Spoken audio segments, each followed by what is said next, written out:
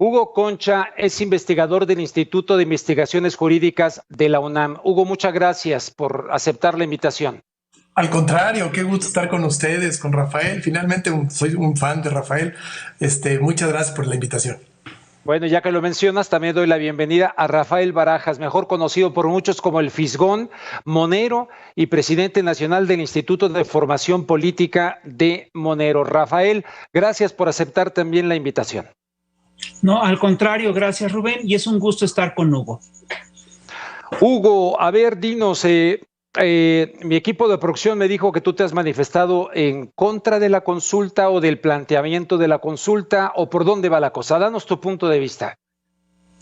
Mira, es complicado decir que estoy en contra de la consulta. No, yo estoy muy a favor de las consultas populares. Me parece que los mecanismos de participación ciudadana son importantísimos. Lo que sí creo es que esta en particular a las instituciones del Estado mexicano pues se les hizo un poco melcocha. ¿Qué quiero decir con esto? A ver, porque esto era un planteamiento importante que traía el hoy presidente López Obrador desde que era candidato y cuando fue presidente electo, ¿no? Desde entonces él mencionó la importancia de esta consulta, al igual que otras que llevó a cabo, y algo que fue muy característico de esta consulta es que dijo que era importante llevarla a cabo ya con el procedimiento constitucional. Esto lo menciono porque llegó a haber otras consultas como la del aeropuerto, que las hacía con organización, digamos, del propio partido de Morena, pero al margen del procedimiento que está establecido en la Constitución para llevar a cabo consultas populares. Entonces ahí me parece que fue un acercamiento muy importante para que se hiciera ya, digamos, ahora sí, con todas las de la ley, con las instituciones que la propia Constitución establece que tienen que intervenir en este tipo de mecanismos de participación, que son la Corte, la que tiene que convalidar el tipo de consulta que se hace, porque el propio artículo 35 pone una serie de temas que están prohibidos para hacerse en una consulta. Entonces la Corte tiene que convalidar primero que nada que la consulta que se pretende hacer, ya sea por el Ejecutivo o idealmente por la ciudadanía, ¿no? Porque se supone que son para eso, pues sean los temas adecuados, correctos y no los prohibidos por la Constitución. Y luego, por otro lado, también se establece que tiene que participar el INE. Pues para validar, digamos, la operación, la logística de llevar a cabo este despliegue, ¿no? En lo que son casillas, ya no electorales, sino casillas de consulta, las voy a mencionar así, en todo el país. Porque esto se dice muy fácil, pero es complicado, ¿no? Poner centros de votación, ya sea para votos o sea para una consulta en el país, siendo un país tan grande, no es una tarea logística sencilla. Y tenemos una institución que lo hace y creo que lo hace bastante bien, este despliegue, pues y para eso está, que es el Instituto Nacional Electoral. Entonces, bueno, el presidente decidió que esta importante consulta ya se tenía que hacer de esta manera.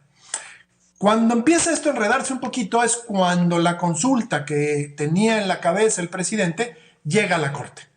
Y ahí la Corte, por distintos motivos que podemos aquí platicar, medio elucubrar, porque no vamos a saber al 100% cuáles fueron las razones, la verdad las cosas que da unas marometas sensacionales para decir si va a la consulta, pero al final del día para cambiar la pregunta original de la consulta. La verdad es que era una pregunta muy sencilla. Podemos discutir también si era correcto o no, porque a la justicia se dice que no hay que poner la consulta, pero en fin, ese era un dato político, una pregunta política, creo que muy importante para un gobierno que pretende pues, llevar a cabo una transformación profunda de las instituciones y de los procesos políticos que el país ha llevado a cabo. Y ahí es cuando la Corte, por distintos motivos, que prefiero ahorita, ahí nada más los dejo así para no enredarlo más, pues dice, sí va a la consulta, pero la verdad de las cosas es que la cambia totalmente. Se dice, no la cambió. Cambió la pregunta. Bueno, pero la verdad de las cosas es que la consulta pues se materializa en la pregunta. Y la pregunta que dejó la Corte es una pregunta que yo creo que honestamente a nadie deja al 100% satisfechos, porque es compleja, es amplia, es abstracta, y como ya estamos viendo hoy en los medios de comunicación, se presta a distintas interpretaciones. Hay una interpretación que traen todas las organizaciones de derechos humanos, que el propio presidente de la Corte la acaba de convalidar de alguna forma en una entrevista que hizo el periódico El País, pues que esto tiene que ver con procedimientos de esclarecimiento similares a las comisiones de transparencia o las de la verdad en otros países, ¿no? Cuando ha habido pasados muy violentos y con desapariciones. Oye, entonces, ¿le darías la razón, Hugo, a la revista The Economist en el sentido de que es ambigua la pregunta? Entonces, ¿estarías de acuerdo en que es ambigua y esta ambigüedad surge de la Suprema Corte de Justicia? Yo eso pienso, Javier. Eso piensas. Gracias, Hugo. Vamos entonces con el fisgón. Mi querido Rafael Barajas, ¿sí? ¿Coincides con Hugo o no? Mira, yo la verdad coincido en mucho con lo que él está diciendo. Yo sí creo que la pregunta tendría que haber sido mucho más clara. Y yo creo que pudo haber sido mucho más clara. Ahora, lo que yo estoy viendo y que me preocupa es lo siguiente. Primero, hay una suerte digamos, de trabas que se le están poniendo al procedimiento que creo que tienen claramente un sentido político y es normal, es común que esto así ocurra. La única precisión que yo le haría a Hugo es la siguiente. Yo sí creo que Andrés Manuel López Obrador efectivamente retomó el tema de la consulta popular, pero él retoma el tema. Es un tema que está abajo en la población y es un tema que la gente impulsó. Es decir, no es una iniciativa que venga únicamente del presidente o que venga estrictamente del presidente. Se ha hablado, es una iniciativa que ha surgido de varios canales y no se nos puede olvidar que esta consulta se está haciendo, entre otras cosas, porque hubo una movilización ciudadana para juntar millones de firmas. Y es increíble que en todo este proceso, que en todo este procedimiento, ese hecho que es inédito en nuestro país, en el cual de repente nos encontramos con un grupo de jóvenes se organizan para juntar cerca de 2 y cacho millones de firmas, ¿no? Es decir, es increíble que este procedimiento que es inédito pase a tercer plano. Perdón, es muy importante. Y es importante, entre otras cosas, porque es importante porque tiene que ver con el hecho central de la consulta. Se dice que la ley no se consulta. Perdón, esto no es así. Yo he visto en otros países que se consultan procedimientos, que se consultan leyes y que hay cosas que se llevan a consulta. Todo se consulta en principio. La consulta es esencialmente un ejercicio de democracia directa. Y es un ejercicio que se ha hecho poco en nuestro país y es importante que se haga y es importante que se impulse. Y lo que yo veo además es que en nuestro país el Poder Judicial está muy descompuesto. En México la ley la aplica un aparato legal que está muy corrompido, que está muy desacreditado, que tiene muy mala fama.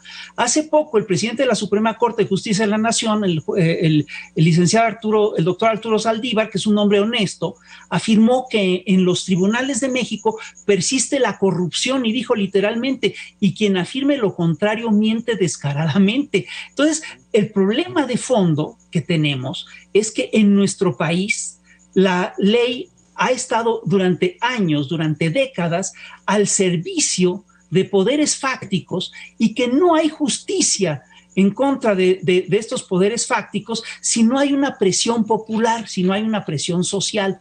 Entonces, sí me parece importante subrayar que esto viene de una demanda de abajo, es una demanda popular y es una demanda muy, muy importante.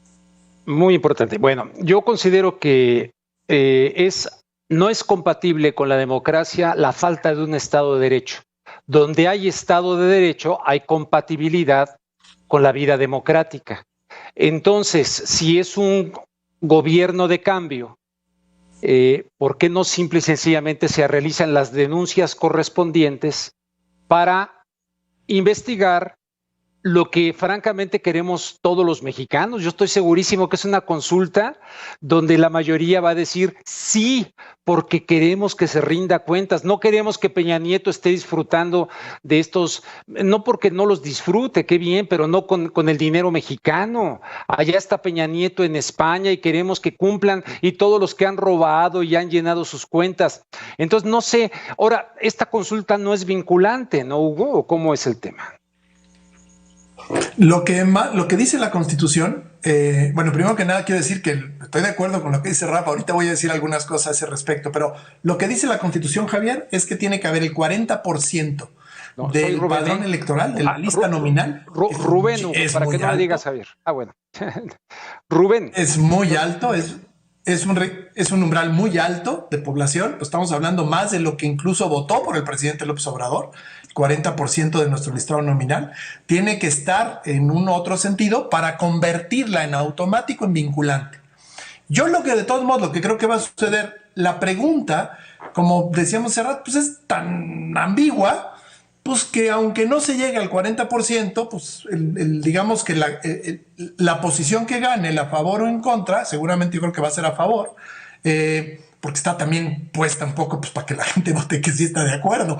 Me parece extraño decir quién va a decir que no está de acuerdo con lo que dice la pregunta. Si quieres ahorita la leemos, pero seguramente va a ganar, y con que gane, aunque sea por una mayoría que no llegue al 40%, pues yo creo que el propio gobierno se va a hacer cargo de interpretarla de la manera en que la van a interpretar para tomar alguna acción. Yo creo que es lo que habría que hacer para ser consecuente con la importancia que tiene el llevar a cabo esta primera consulta justamente al pueblo, ¿no? Que nunca antes se ha llevado a cabo de esta manera. Entonces yo creo que eso es lo que va a ocurrir. Ahora, ¿cómo se va a interpretar? Eso sí creo que no lo podemos tener con toda claridad, porque la pregunta da pie a interpretarla de distintas maneras, que eso es lo que no está del todo bien, ¿no? Con la pregunta. Las preguntas sí se tiene que poner a discusión cuestiones legales, estoy totalmente de acuerdo con Rafael. Lo que se hace muchas veces con los plebiscitos en otras partes del mundo, pues ahí está el Brexit, ¿no? Si se quieren separar de la Unión Europea o no, si quieren que independizarse, cuando Quebec se le preguntó también a la población de Quebec si se quería independizar o no de Canadá. Ahí salió que no. Es decir, se preguntan cosas fundamentales y de gran importancia. En muchos países incluso es un mecanismo para ratificar reformas constitucionales. De hecho, nuestra Constitución de la Ciudad de México trae un plebiscito que de alguna forma es una consulta con un sí o un no, para una vez que se lleva a cabo una reforma constitucional, ver si la gente está de acuerdo o no en llevarlo a cabo. Ese me parece que es un procedimiento de lo más importante, porque entonces el pueblo también interviene para llevar a cabo reformas a la Constitución. Entonces, sí, yo creo que se tienen que hacer así. Aquí lo que yo veo muy problemático es que estamos haciendo una pregunta respecto a accionar los mecanismos de justicia. Y los mecanismos de justicia están tan mal que parece que se les tiene que preguntar cuando deberían hacer su trabajo en automático. Esa parte. En automático. Y eso sí es un lastre que venimos cargando y no lo hemos podido cambiar. La Fiscalía General de la República hoy por hoy nos deja más deudas que aciertos. Es cierto, es una transformación importante, pero yo lo que veo es que la nueva Fiscalía y su titular no acaban de estar a la altura que se requiere para la importante transformación que el país está queriendo llevar a cabo, ¿no? A eso iba hace ratito cuando dije del Estado de Derecho. Se debe de ir en automático y hay una transformación, pues antes no se utilizaba, pues ahora vamos. Aunque veo muy valioso, parafraseando a Morelos, ¿no? Que se tomen en cuenta los sentimientos de la nación, como también constantemente hace esa referencia el presidente. Pero entonces, Rafael, ¿por qué no en automático y vámonos? Sin que menospreciar de ninguna manera que se tomen en cuenta los sentimientos de una nación lacerada, lastimada, robada, saqueada por muchos funcionarios, no solamente expresidentes. Mira, una de las cosas que es más difícil de cambiar en una sociedad son los hábitos, la cultura, los usos y las costumbres. Si nosotros revisamos la historia de la humanidad, vamos a ver que con mucha frecuencia la cultura y, digamos, el sentido común de un periodo pesan mucho más incluso que la inteligencia de la gente. Y aquí lo que estamos enfrentando es una cosa muy complicada. Lo que estamos enfrentando es una cultura judicial que está muy arraigada en nuestro país. Y es una cultura judicial en la cual el Ejecutivo tuvo a su disposición durante décadas y décadas la procuración de justicia. Sí. Para que esto no se dé así, sí se necesita empujar al aparato judicial para que opere. Y en este sentido, pues tiene razón Hugo. Es decir, parece que la pregunta lo que hace es que busca accionar los mecanismos de justicia. Pues me parece que esa es la razón de ser de esta consulta. Y en ese sentido me parece que aunque la pregunta no tenga la claridad que nos gustaría que tuviera, la gente la entiende y la gente sabe que si vota por el sí, se van a abrir investigaciones para poder saber qué es se van a abrir las investigaciones para poder saber dónde pueden estar las denuncias en relación a los actos delictivos del pasado, porque, perdón, lo que estamos juzgando en este caso es una cosa muy clara. Es toda una, lo que estamos juzgando es la impunidad histórica del Ejecutivo. Es decir, no nos engañemos, desde tiempos de Porfirio Díaz, el Ejecutivo en nuestro país ha tenido una cultura absoluta de impunidad. Desde el mátalos en caliente de Veracruz, que no se investigó. Es decir, a ver, y me voy a remitir a este caso concreto. Voy a usar un ejemplo histórico para aplicarlo al momento de hoy. Cuando Porfirio Díaz enfrenta una insurrección de grupos lervistas y manda un telegrama cifrado al gobernador Terán en Veracruz, no se sabe qué dice el telegrama. Se filtra que hubo un telegrama de Porfirio Díaz y la gente lo interpreta como un telegrama que dice mátalos en caliente. Es décadas después que se descubre al final de cuentas el sentido de ese telegrama. Décadas después se pudo hacer la investigación y se descubrió que el telegrama decía básicamente deténganlos y fusílenlos, es básicamente mátalos en caliente. La Voz Popular había interpretado bien ese telegrama que era un secreto de Estado.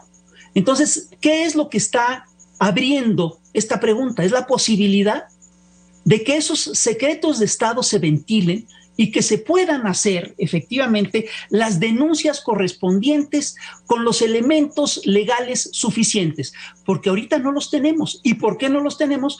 No los tenemos porque precisamente el Ejecutivo, repito, tuvo a su disposición durante décadas la Procuración de Justicia. Bien, Hugo, nos quedan 45 segundos para ti de lo que quieras concluir y lo mismo para Rafael Barajas, su conclusión. Empiezo contigo, Hugo. Lo más importante, perdón Rubén, creo que hace rato te cambié el nombre, una disculpa enorme, ya alguien me lo hizo. No te preocupes, perdón. No pasa nada, pero... Mira, yo estoy de acuerdo con lo que está diciendo Rafael, sí creo que traemos esa deuda y esa cultura. A mí lo que me preocupa es que esta pregunta no lo va a cambiar. De hecho, hay una interpretación que era la que yo me refería al principio de muchas ONGs y del propio presidente de la Corte, que lo que están diciendo porque dice, es muy tramposita la pregunta, cómo está estructurada, dice, de acuerdo con la Constitución y el marco legal, llevar a cabo procesos de esclarecimiento. Entonces, de acuerdo con la Constitución y las leyes, pues muchos de los delitos que se debían haber buscado en administraciones pasadas ya prescribieron. Entonces, a mí lo que me hubiera gustado es una pregunta mucho más contundente, mucho más transformadora, que dijeras, ¿estás de acuerdo en llevar a cabo las reformas constitucionales y legales para poder llevar a cabo la justicia del pasado? Una cosa de ese tipo, eso me hubiera gustado muchísimo más y creo que no hubiera dejado tanta ambigüedad en el aire. Listo. Hugo Concha, muchísimas gracias. Rafael. Yo creo que efectivamente la pregunta es un embrollo legal más. Eso otra vez una argucia legal para retrasar la aplicación de la justicia. Lo que yo sí creo que va a permitir que se acabe con la impunidad en este país es precisamente la movilización social.